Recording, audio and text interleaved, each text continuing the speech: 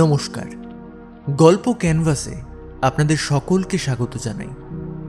আপনারা আজ শুনবেন একটি গ্রাম বাংলার ভূতের গল্প। আপনাদের কাছে অনুরোধ রইল আমাদের গল্পগুলি শোনার পাশাপাশি চ্যানেলটিকে সাবস্ক্রাইব করতে ভুলবেন না। ধন্যবাদ।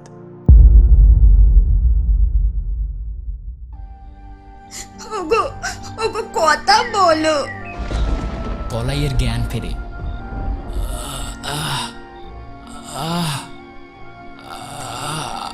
আমি আমি কোথায়? তুমি তুমি আমার কোলে এখন, আর কিচ্ছু হবে না। নবান্নপুর নামের ছোট্ট একটা গ্রাম। চারপাশে মাঠঘাট, তালপিয়ালের বন, আর গ্রামের পাশ দিয়েই এঁকে বেঁকে চলে গেছে একটা বহু পুরনো নদী। এখন সেটাকে সেখানকার লোকেরা বলে মরা গাং। জল নেই, ছোট ছেলেপুলেরা মাঝে মধ্যে গিয়ে সেখানে ঝাপাঝাপি করে। তবে বেশ আগে এই নদীতে টইটম্বুর জল ছিল। জোয়ার ভাটা টানাপোড়েন চলতো সারা বছর। এখন নদীটা কেবলই নামেই নদী। গ্রীষ্মকালে শুকিয়ে খাকা করে, এরপর বর্ষায় শুধুই কাদার পাক। এই গ্রামেরই একজন প্রখ্যাত মাছুরে শ্রী কলাই চাঁদ, বয়স হবে ওই 28-30। ছোটবেলা থেকেই মাছ ধরেই দিন কাটিয়েছে, বাপ দাদার ঐতিহ্য ধরে রেখেছে। বছরখানেক হলো কলাইচাঁদ বিয়ে করেছে পাশের গ্রামেরই শান্ত স্বভাবের কিন্তু বুদ্ধিমতী মেয়ে বিনোদিনী তার স্ত্রী। কলাই সারা দিন মাছ ধরে, যা পায় তা সেখানেই আসার পথে বিক্রি করে আসে। তারপর চাল, নুন, তেল ইত্যাদি কিনে সন্ধে হলে ফিরে আসে নিজের কুঁড়ে ঘরে। সংসার বড্ড সাদামাটা, কিন্তু তাতে তাদের তৃপ্তির কোনো অভাব নেই। কিছুদিন আগেই কলাইয়ের এক কঠিন জ্বর ধরেছিল। দিনরাত গায়ে আগুন জ্বলত, বিছানা ছেড়ে উঠতে পারত না, মাঝে মাঝে অজ্ঞান হয়ে পড়ত। সেই সময় বিনোদিনী তার যেন ছায়া হয়ে পাশে থেকেছে। কবিরাজ, ওঝার ঝাড়ফুঁক থেকে শুরু করে জলপট্টি, গা মালিশ, এমনকি নিজের বিয়ের সময় পাওয়া ছোট্ট সোনার আংটিটা বন্ধক রেখেছে শুধুমাত্র কলাইকে সুস্থ করে তুলতে। সেইভাবেই একদিন সুস্থ হয়ে উঠল কলাই চাঁদ। বুঝলে বিনু, মাঝে মাঝে মনে হয় এই জীবন ছেড়িয়ে একদম বিদে হই, আর ভালো লাগে না। উফ, ও কথা একদমই বলবে না গা। জীবনে এখনো মেলা পথ বাকি। আর তুমি যদি এমনটা বলো, আমার কি হবে ভেবে দেখেছো কখনো? না না, খালি নিজেকে ছোট্ট লাগে গিন্নি। ভাবি ভাবি তোমায় আমি কি সুখই বা দিতে পারছি। গায়ে একটা গয়না নেই, 2খান শাড়ি, তা বড্ড ফ্যাকাশে হয়ে গেছে গা। কদিন আগে অসুখে পড়লে বাবার দেয়া সোনার জিনিসটাও রেখে দিলে গা। তাক তাক, এসেছে আমার নাদের আলী, তোর মুখে পড়ুক এক গাদা চুনকালি। দেখেছ, তুমিও আমাকে রহস্য করছো। এই জীবনটা বড্ড তামাশা ভরা। এই এই রে, আমি আবার কখন কি করলাম? আয় আয়, কাছে আয় দেখিনি। স্বামীজি আমার নাক করেছে। এদিকে সরে এসো বলছি। এক্ষুনি। আসছি তো। তুমি অত চিন্তা করো না গা। আজকে রাত একদম ভালো লাগছে না গিন্নি। আমি বেশ শান্তিতেই আছি, কিচ্ছুটি মনে হয় না। শাড়ির রংটা ফ্যাকাশে হয়েছে বটে, কিন্তু কে দেখছে? আর গয়না পরে কেউ তাকে নাকি? আমি গায়ের মেয়ে। নাও, এবার ঘুমিয়ে পড়ো। কাল আবার নৌকো নিয়ে গাঙ্গে যাইবে মাছ ধরতে। আর এই চুনকালি ওটা নয় গো, যেটা তুমি ভাবছো। ঘুমাও দেখি। আমি হাওয়া করছি। মনে মনে প্রতিজ্ঞা করলো একদিন অনেক মাস ধরে সেই আংটিটা ছাড়িয়ে এনে তুলে দেবে বিনোদিনীর হাতে। সেই উদ্দেশ্যেই একদিন সকালে মাছ ধরতে যাওয়ার প্রস্তুতি নিল কলাই চাঁদ। বিনু, ও বিনু, একটু ভাত দে তো, আজ ফিরতে দেরি হবে। কোথায় যাবে গো আজ? ভাবছি নদীর পশ্চিম পাড়ে যাব। শুনছি ওই শ্মশান ঘাটের কাছে এখন নাকি ভালো মাছ ধরা পড়ে জালে। ওই শ্মশান ঘাটে? বিনোদিনী থমকে যায়, মুখটা কালো করে বলে, ও মা, না না না, ওদিকে যেও না গো তুমি। কেউ এখন ওদিকে যায় না আর। ওরে বিনু রে, আমরা তো মৎস্যজীবী জাত রে জাত। কত কি হয় শুনেছি। এই মরা গাঙে আমাদের বাপ দাদারা সর্ষে ফেলেছে একেবারে। কি আর হবে গা, তারপর দেখি যদি তাড়াতাড়ি মেলে বাড়ি চলে আসবো ক্ষণে। তুই দে দুটো ভাত দে। গামছায় ভাত মুড়ে দেয় বিনু, সঙ্গে আলু সেদ্ধ আর একটু শুকনো লঙ্কা। বলে, ঈদের সময় কে নিও, বেশি দেরি করো না কিন্তু। কলাই জাল আর একটা বাঁশের তৈরি মাছের জালি নিয়ে বেরিয়ে পড়ে। আজ শ্যামলদের ডিঙি নৌকাটা নিয়েছে সে। দুপুর গড়িয়ে যায়, কয়েকটা চারাপোনা ছাড়া কিছুই জালে ওঠে না। রোদে পুড়ে হতাশ হয়ে সে নৌকা পাড়ে বেঁধে এক গাছতলায় বসে পড়ে। গামছায় বাঁধা ভাত বের করে সে আস্তে আস্তে খেতে থাকে আর নিজের মনে মনে বলে, বাহ বাহ বাবা বাবা বাহ, গিন্নির রান্না যেন অমৃত বলে মুচকি হেসে ওঠে কলাই। তখনই তার চোখে পড়ে একটু দূরে একটা লোক দাঁড়িয়ে আছে। সাদা গামছা পরে আধছেঁড়া গেঞ্জি গায়ে, চোখ দুটো কেমন যেন কুচকে তাকিয়ে আছে। কলাই একটু অবাক হয়, এদিকে তো বাড়িঘর নেই, লোকটা এলো কোথা থেকে? কি মশাই, কাউকে খুঁজছেন নাকি? এমন কড়া চোখে তাকিয়ে আছেন কেন? লোকটার ঘাড় একটু কাত করে হাসে আর বলে, মাছ মিলল না আজকে? হ্যাঁ। কলাই চমকে যায়। লোকটা জানলো কি করে যে সে মাছ ধরতে এসেছে? পরে ভাবে নৌকা আর জাল দেখেই বুঝেই ফেলেছে বোধহয়। না গো, আজ আর উঠল না। এত আশা নিয়ে এলুম, অথচ একটা ভালো মাছও জোটেনি। লোকটা তখন একটু বিদঘুটে ভাবে হেসে ওঠে।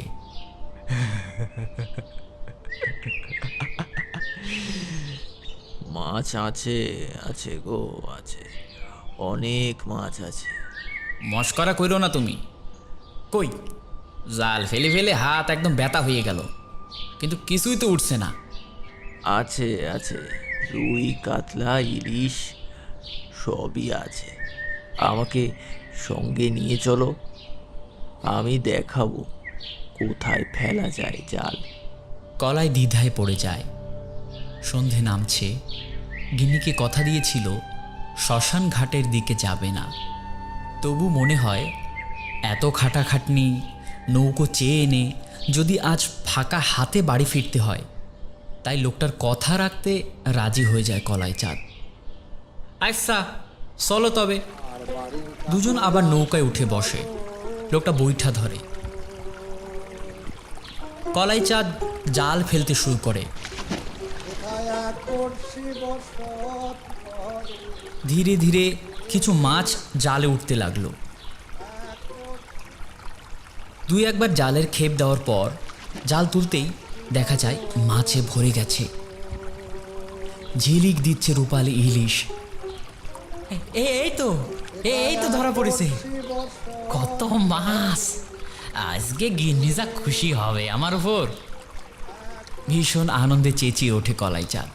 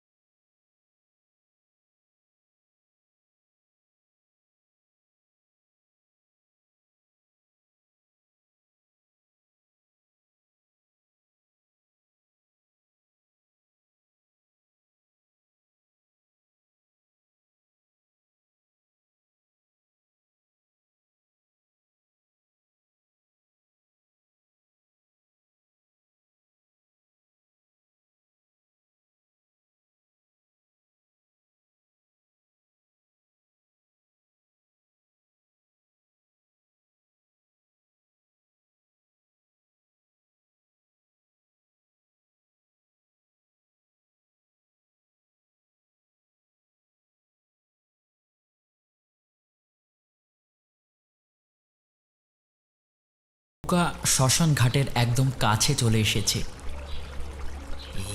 এই যে এই তো সেই শ্মশান ঘাট।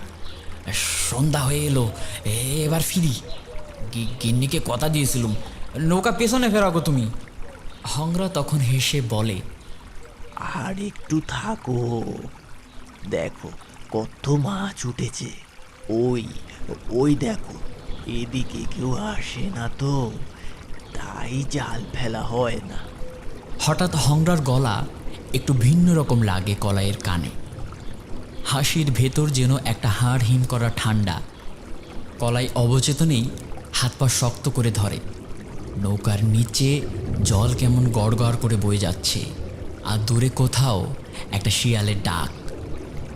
সন্ধ্যা নামার মুখে মরা গাঙের জলে ছায়া লম্বা হতে হতে যেন গিলে ফেলতে চাইছে চারপাশ। শাল, হিজল, বটগাছের গায়ে কুয়াশার মতো অন্ধকার গা বেয়ে নেমে আসছে। কলাই চাঁদের মনটা কেমন যেন অস্থির হয়ে আছে। বারবার চোখ যায় হংরার দিকে।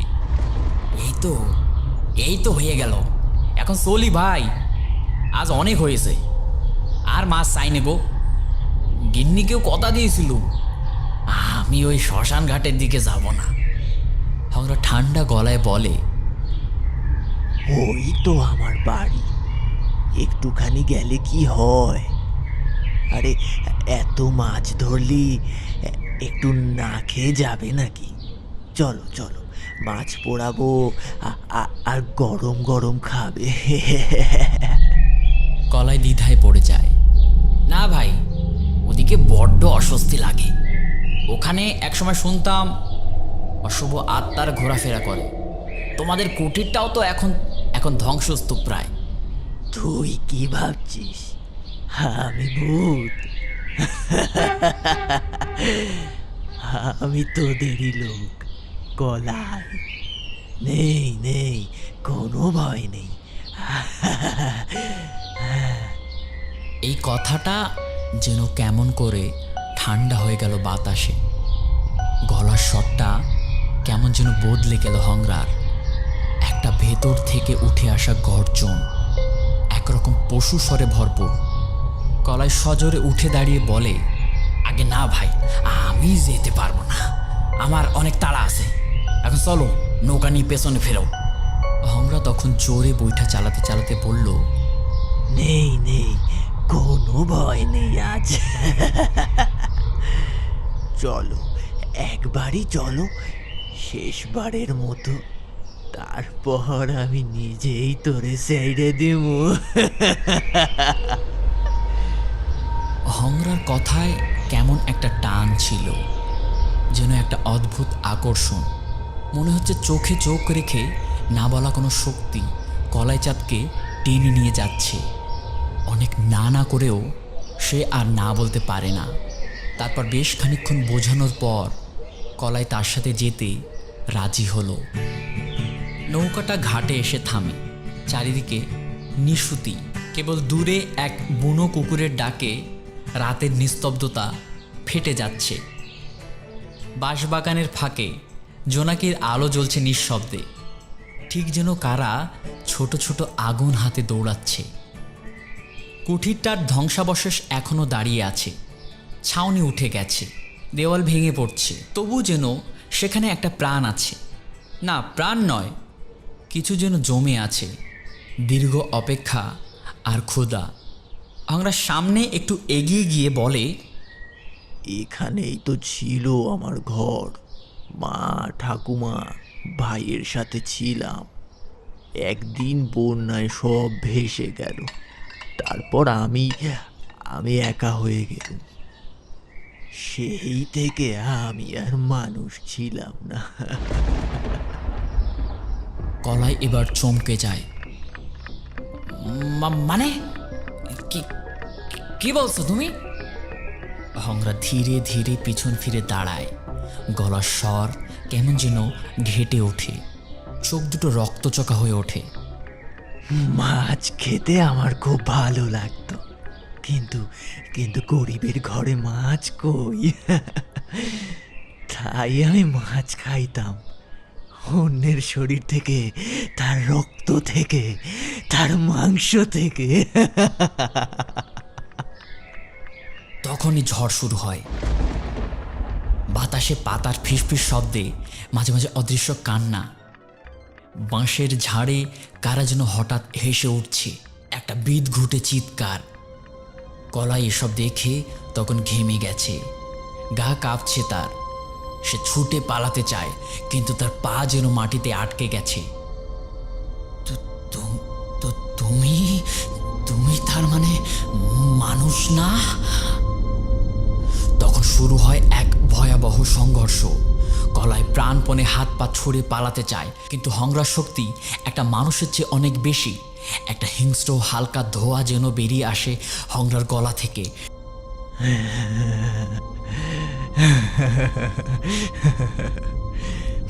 মরেছি ঠিকই, কিন্তু খিদে যায়নি। খিদে এখনো রয়ে গেছে। আর আজ আমি পেয়ে গেছি একখানা শরীর। তোর শরীর, তোর গন্ধে মাছের গন্ধ, প্রাণের গন্ধ। তুই এখন থেকে আমি, আর আমি তুই না।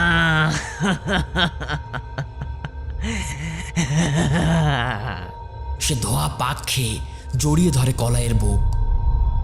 চিৎকার করে ওঠে কলাই, কিন্তু তার মুখে এখন হংরার ঠান্ডা অট্টহাসি। শরীরটা কলাইয়ের, চোখের ভাষা অচেনা, গলার স্বর বদলে গেছে।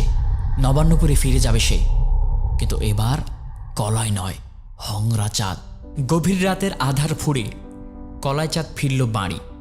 নবান্নপুরে তখন কুয়াশার মতো নেমে এসেছে জ্যোৎস্না, আর গা কাঁপানো শীতের বাতাস। কলাইয়ের হাতে সেই কাঠের জালিতে রয়েছে মোটা মোটা রুই, রূপালি ইলিশ, কাতলা আর পুঁটি মাছ। কাঁধে পুরনো গামছা, চোখে কেমন যেন লাল রক্তচোখা জ্বালা। মুখে চিরচেনা হাসিটা নেই, বরং একটা ভারী চাপা গম্ভীরতা। ঘরের উঠোন পেরিয়ে ভিতরে ঢুকে বলে, বিনু, ও বিনু, একটু কড়াইটা চাপাও তো, মাছ ভাজো। আজ ভাত হবে না, শুধু মাছ ভাজা খাবো। বিনোদিনী ঘর থেকে ছুটে আসে, চোখ বড় করে তাকায়। এত মাছ! হায় রে, আজ তো বড্ড ভরেছে জাল। এত মাছ দুজনে খেতে পারবো? কাল বাজারে দিলে ভালো দাম পড়বে গো। কথা শেষ হতে না হতেই কলাই খানিক চটে ওঠে। আহ, যা বলছি তাই করো, রান্না করো, মাছ ভাজো, আমি একটু নাইয়ে আসছি। বিনোদিনী একটু চুপ হয়ে যায়, তারপর বলল, ঠিক আছে, তুমি বসো, আমি ভেজে দিচ্ছি। একটা একটা করে কড়াইতে মাছ ভেজে ফেলে বিনোদিনী। সর্ষের তেলে ঝাঁঝালো গন্ধ উঠতেই কলাই চুপচাপ এক পাশে বসে মাছের গন্ধ শুকছে, যেন গন্ধেই সে তৃপ্তি পাচ্ছে। বিনোদিনী ভাজা শেষ করে থালায় তুলে দিতে না দিতেই কলাই এক লাফে গিয়ে খেতে শুরু করলো। একটা, দুটো, তিনটে, চারটে, এক নিমিষে শেষ। আর আছে? বিনোদিনী চমকে ওঠে। কি গো, তুমি তো আগে এত খেতে না? কলাই মুখ না তুলেই বলে, আজ একটু খাটনি বেশি হয়ে গেছে। আমি ভালোবেসে দিলেও না করতে, একদম বেশি খেতে না। মাছ ধরতে ধরতে হাঁপিয়ে গেছিলাম তো, তাই আর কি। আজ এভাবে না না, শরীর ঠিক আছে তো তোমার? ঠিক আছে, ঠিক আছে। চোখ রাখে কলাইয়ের মুখে। এই মুখ তো সে চেনে, অথচ অচেনা লাগছে আজ। চোখে যেন হিংস্রতা, মাছ চিবোনোর ভঙ্গিটাও যেন অন্যরকম লাগছে তার কাছে। তবুও কিছু না বলে ঘর গুছিয়ে সে শুতে যায়। স্বামী যে, সেই তো সব। হয়তো আজকে একটু বেশি খাটনি পড়েছে। রাত গভীর, কুকুরের ডাকে ঘুম ভাঙে বিনোদিনীর। চোখ মেলে দেখে পাশটা ফাঁকা। এমা, কি অলক্ষণে কাণ্ড! কোথায় গেল মানুষটা? এমন তো কখনো উঠে যায় না ও। চুপি চুপি পায়ের শব্দে ঘর ছেড়ে বারান্দা চলে আসে সে। তখনই সে দেখে সারা ঘরে কাঁচা রক্তের ছাপ। মেঝেতে ছড়িয়ে আছে মাছের আঁশ, লেজ আর তাজা রক্ত। রান্নাঘর থেকে হঠাৎ ভেসে আসে হরমার ঢিলেই এক অদ্ভুত শব্দ। বিনোদিনী ভয় পেয়ে রান্নাঘরের দিকে এগোয়।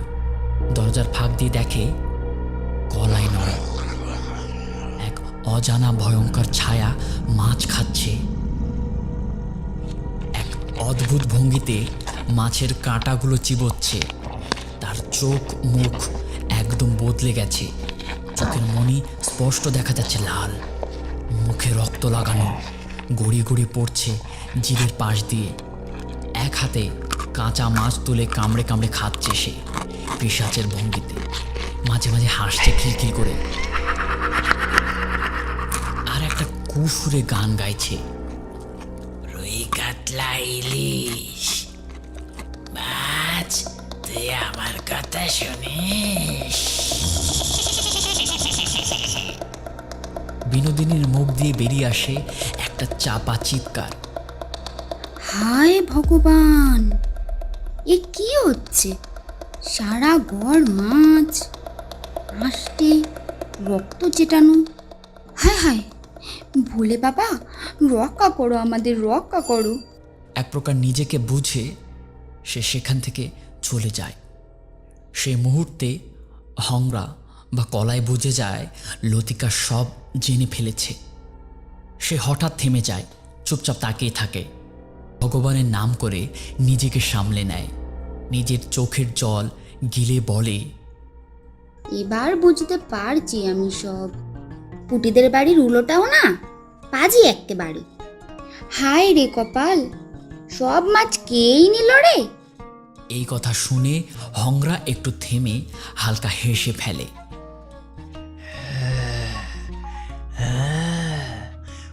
ওই জন্যই তো এলাম।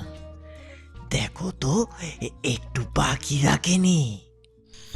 বিনোদিনী ধীরে ধীরে ঘরে ঢোকে। চোখে জল, বুকের ভেতরটা যেন কেউ পিষে ধরেছে।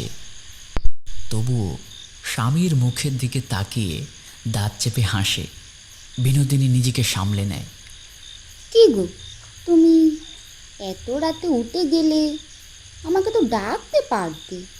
তুমি জানো না আমি তোমাকে ছাড়া এক বিন্দু থাকতে পারি না। এ কথা শুনে কলাইয়ের মধ্যে থাকা হংরা একটা বিদঘুটে কণ্ঠে উত্তর দেয়, তুমি তো দেখলে কত মাছ হুলোটা খেয়ে নিল। আমি তাই আর ডাকিনি, তুমি ঘুমাচ্ছ দেখে। আর অন্যদিকে বিনোদিনী তখন সব সামলে একটা ভাব নেয় যে সে কিছু টের পায়নি, আর বলে, নাও নাও, এবার চুপটি করে ঘুমিয়ে পড়ো তো, কাল আবার নদীতে যেতে হবে যে। চলো আর না, ঘুমাও এইবার। আর উত্তরে হ্যাঁ বলে হ্যাঁ, গলায়ও ঘুমিয়ে পড়ে। আর অন্যদিকে বিনোদিনী রান্নাঘরে যাওয়ার নাম করে ওই রাতেই বেরিয়ে পড়ে তার চেনা একজন মানুষের কাছে।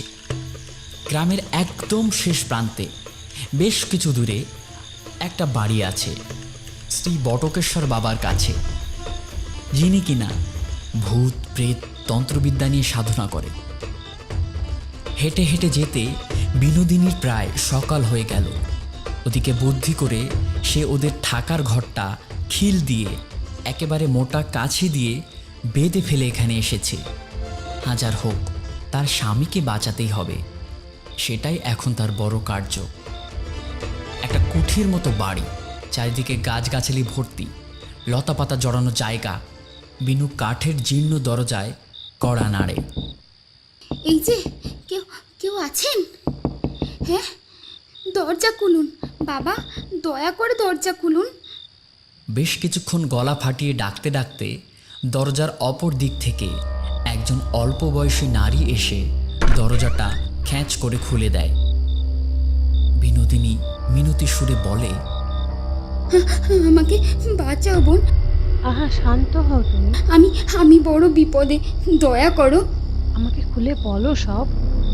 বলতেই সে অজ্ঞান হয়ে পড়ে যায়। চোখ খুলতে দেখে বিনোদিনীর সামনে একজন বৃদ্ধ বাবা, মাথায় পুরু জট পাকানো, হাতে আছে একটা পুরনো ত্রিশূল, সাথে কিছু রুদ্রাক্ষ জড়ানো। সে বিনোদিনীর দিকে কিছুক্ষণ তাকিয়ে বলে, প্রেতাত্মা, এক নদীর চরের প্রেতাত্মা ওর ঘাড়ে বেঁধেছে।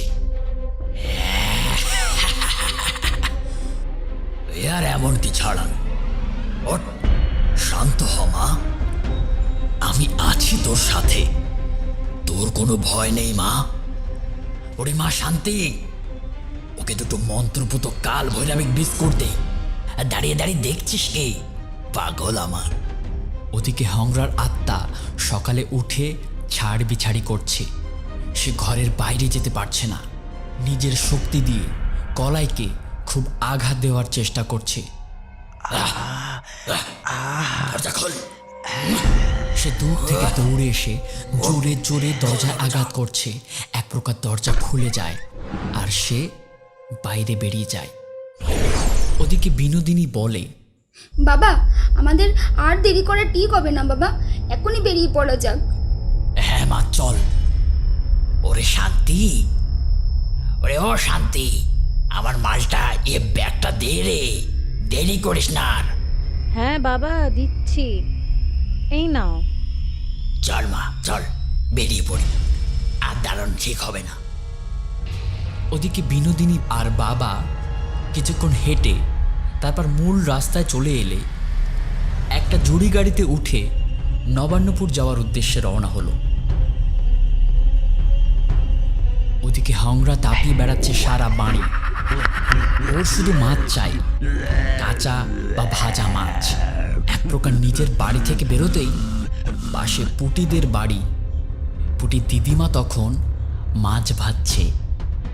গন্ধ নাকে আসতেই হংরার আর বুঝতে বাকি রইল না।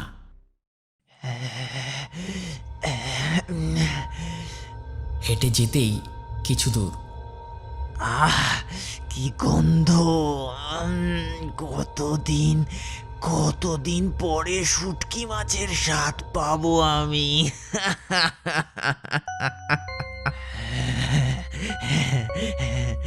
যাই যাই যাই, ওই দিক থেকেই তো আসছে গন্ধটা। একটা কাঠের ভাঙা জানলা দেখতে পেল। এই তো এই তো, এইবারে জমিয়ে খাবো। উল্টো দিকে পুঠির দিদিমা মনের আনন্দে গান গাইছে আর শুটকি মাছ ভাজছে। তোমার সাথে আমার আর দেখা হলো না, তোমার সাথে আমার এই তো এই তো, এবারে জমিয়ে ও খাবো। প্রিয়, তোমার সাথে আমার আর দেখা হলো না, কেন ফেলে চলে হারামজাদি গেলে বুড়ি গান মারাচ্ছে খুব। আমায় রেখে? এখন এই মালটাকে তাড়াই কি করে? দে দে দে দে, ওর কড়াইতে থাকা খুন্তিটা ফেলে দি।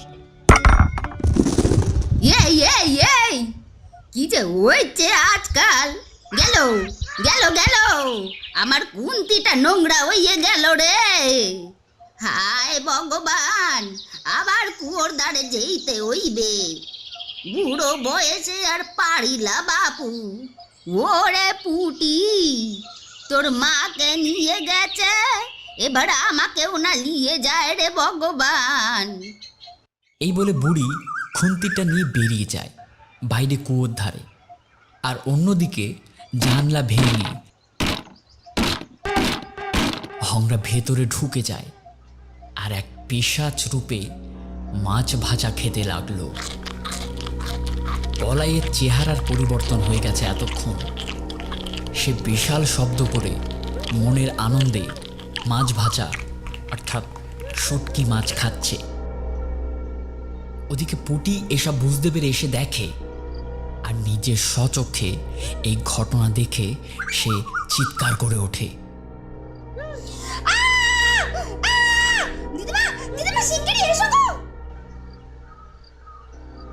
বটকেশ্বর বাবা আর লতিকা তখন এসে তাদের বাড়ির সামনে নেমেছে। আর সে যে বাড়ি নেই তা বুঝতে তখন তাদের এক মুহূর্ত সময় লাগেনি।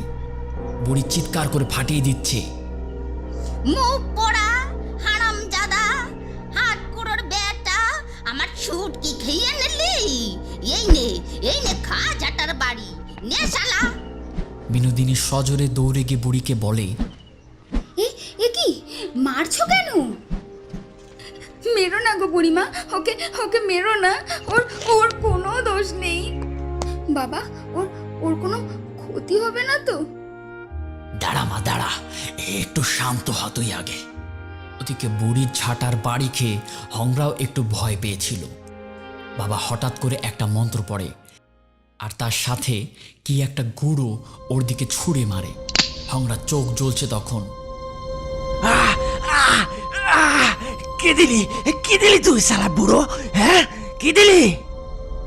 এই অকাল পাষণ্ড, অকৃতজ্ঞ পিশাচ, ছাড় ওকে, বেরিয়ে যা ওর শরীর থেকে। এই বলে সে নিজেকে আছাড় বিছাড় দিয়ে কলাইয়ের শরীরকে আঘাত করার চেষ্টা করছিল। কিন্তু এ তো হিমালয়ান বাবা, সেই দূর পাহাড়ে বরফে ঢাকা হয়ে ধ্যান করে সাধনা করেছেন। হাত উপরের দিকে তুলে একটা মন্ত্র উচ্চারণ করতেই ওম ভ্রুম ক্রিম হ্রিম চামুণ্ডায় পিশাচ খান বিনাশম ফট। ওম ভ্রুম ক্রিম হ্রিম চামুণ্ডায় পিশাচ খান্ডানি বিনাশম ফট। মুহূর্তে আকাশ থেকে মেঘের ফাঁক দিয়ে নেমে এলো এক মহা অস্ত্র। এ যেন স্বয়ং ভগবানের দান। দিনের বেলা ভোর দুপুরের চটচটে আলো, আকাশ হঠাৎই মেঘে ছেয়ে গেল, একদম কালাটে ভাবে আচ্ছন্ন। বাবা মন্ত্র পড়ছে, চারিদিকে অন্ধকার, বাতাসের গতিবেগ বেড়ে গেল। বিনোদিনী একটু ভয় পেয়ে বলে উঠল, বাবা, ওর কোনো ক্ষতি হবে না তো? বাবা হেসে বলে, ওরে পাগল মেয়ে, তোর সাহায্যে তো এসেছি, তোকে কেন ক্ষতি করব আমি? তো একটু শান্ত হ মা। হংরা চিৎকার করছে, নিজেকে লাফিয়ে লাফিয়ে আছাড়ি বিছাড়ি খাচ্ছে যাতে কলাইয়ের আঘাত লাগে। যাবো না, যাবো না, যাবো না আমি এই শরীর ছেড়ে।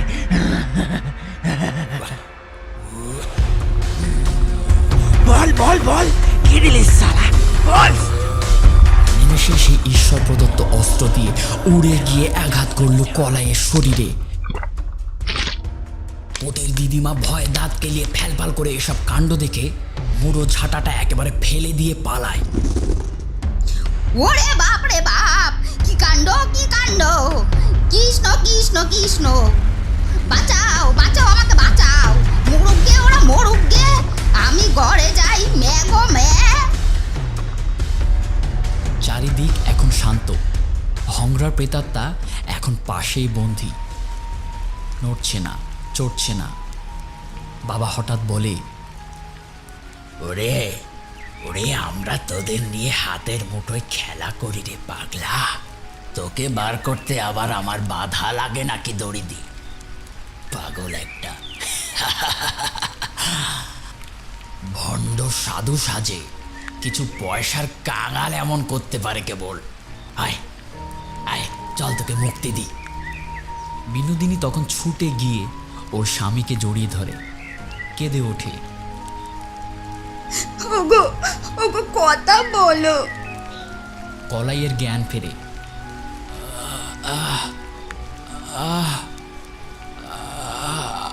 আমি আমি কোথায়? তুমি তুমি আমার কোলে এখন, আর কিচ্ছু হবে না। হঠাৎ বাবা কাছে আসে। কি বলেছিলাম না, আমি থাকতে কারো ক্ষতি হবে না। আমি আমি কি বলেছি আপনাকে ধন্যবাদ দেব ঠিক জানি না বাবা, আর আপনাকে আমি কী বা দেব তাও জানি না। আমি যে বড় অসহায়। পাগল একটা। যা যা, এখন ঘরে জামা আর সুখে থাক। আর দেরি করিস না, আর কোনো সমস্যা হয়তো কখনো হবে না। হলে আমি তো আছি, তো বাবা। আসি রে মা, ভালো থাকিস তোরা। সাবধানে যাবেন বাবা। এই বলে বাবা হংরার আত্মাকে সাথে নিয়ে দিল হাঁটা। কে রে, ওকে বিরক্ত করছিলিস কেন রে এত? কি করি বলুন? সেই কবে মরেছিলাম, বাপ মাও ছেড়ে চলে গিয়েছিল। তারপর কত কাল কেটে গেল, তবে তবে আমি ক্ষতি করিনি কাউকে বাবা। সে বুঝেছি, তা না হলে তোকে নিয়ে যেতাম আমি। আচ্ছা আচ্ছা, চল, তোকে মাছ খাওয়াচ্ছি, নে আমাকে পিঠে নে দেখি। আর হাঁটতে পারছি না, বয়স হয়েছে খুব, বুঝতে তো পারছিস। হ্যাঁ চল, উঠেছি। হ্যাঁ চলুন। শান্তি।